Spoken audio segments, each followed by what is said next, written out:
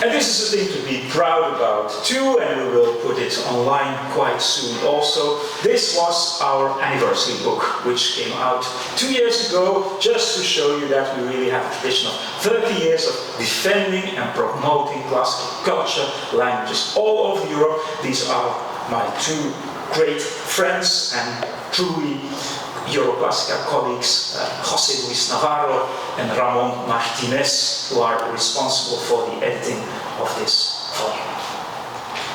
Scripta manent, which means that we also take care of two journals. We have one which is more like an internal thing, it's more for people really closely involved in Euroclassica, and that's the annual newsletter, which you can also find via the website that I will show you. But we have another one which actually arose from Austria, mainly Linz in Austria, and that is Cursor. And that is one of our new flagships. It's really a beautiful magazine with lots of colors, also meant to attract young people.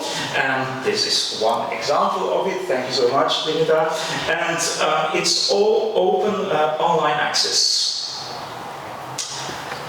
Among many, many other things, it also contributes. It also has contributions like classics in Luxembourg, study of classical languages in Norway, and I have to say that already 2 years ago, a marvelous article appeared about teaching of classics in Bulgaria, which was not only done by our very own Dimitar Dragnev, but which was also done in Latin, in beautiful Latin, I have to say. So we accept also articles in Latin, and we were very glad to have Dimitar's contribution there. I'm always looking for new initiatives and ways to motivate people, which means that there are some running projects at the moment. Florence Turpin, our dear colleague from France, is actually taking care of a project which is called The Situation of Classics in Europe. This is very difficult. So what Florence is actually doing is having sort of questionnaires for different countries and asking how many students do study ancient Greek with you, how many students study Latin, and so on and so on. Some of the results may already be seen on the website, but one of the important things to realize, and I say this for all of you, surely for the younger people here, is that all over Europe there's a number of more than 2 million, I repeat, more than 2 million students, secondary schools or universities, in one way or another being involved with the study of classics. With Bloomsbury, which is one of the better publishing houses in the UK, with Bloomsbury, John Bowler, who is one of our former presidents, John Bowler is actually preparing a new volume with the title Classics Teaching in Europe. I was just in contact with John a few days ago, and he told me that the book would be out next year. This is actually also a book that presents the teaching of classics in these different countries, and I was told that I should ask you again, Dimitar, also about the contribution there, so we're waiting for that.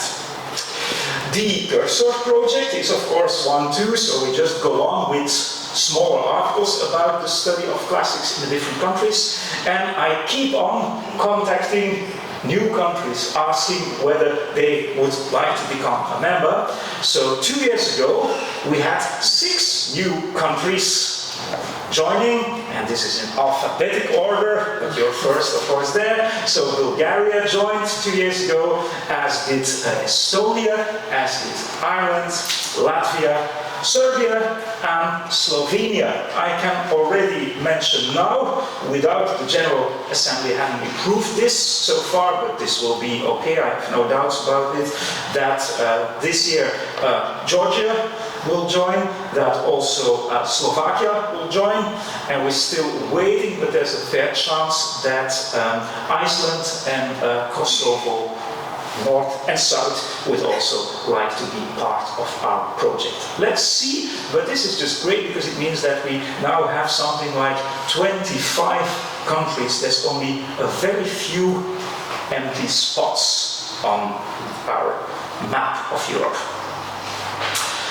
I will immediately go to the website, just show it to you how it works now. This is like a screenshot from a year or 2 years ago, but I just wanted to mention to you that we're also present on social media, so it's quite easy to find Euroclassica on Twitter. I think we have something more than 1,000 followers, and the same also for our Facebook page, where you will see pictures of this event, I guess, tomorrow already, because our Italian colleague who takes care of this is very quick and fast and efficient also in distributing these things.